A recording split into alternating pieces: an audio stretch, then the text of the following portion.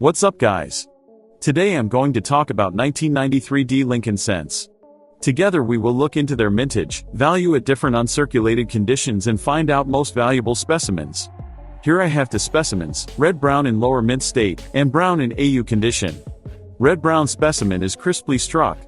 It shows two large horizontal gouge near Lincoln's tie bow. But device motifs are sharply detailed. Reverse side exhibits well-struck reliefs as well. Strong iridescence is seen around the memorial, mostly near United and above the face value. The other one is error penny in AU condition. AU stands for about uncirculated. We see this slanting elevation behind head of Lincoln. It very much looks like die gouge, or could also be strike-through error. Denver Mint struck over 6 billion Lincoln cents for 1993. They are in abundance in circulated grades. They only command premiums at Mint State 67 and over. In Mint State 67 they are worth over $24, in Mint State 68 $75, in Mint State 69 over $2,500. This is the most expensive business strike specimen so far. 1993 D Lincoln cent at Mint State 69 red. A low pop condition rarity that sports satiny, virtually pristine surfaces on both sides.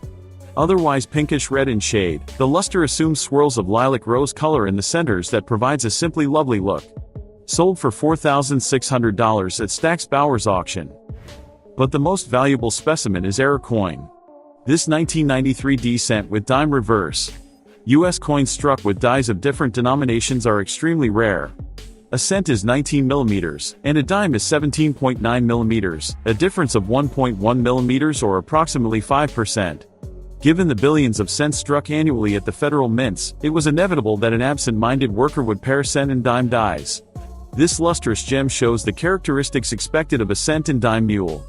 The dime side has a broad, tall rim, since metal was forced into the collar of the dime die by the wider diameter cent die opposite. As a result, the cent side has a soft strike near the rim, since metal in the vicinity flowed into the dime collar. The strike on the devices is normal. Sold for $51,750 at Heritage Auctions.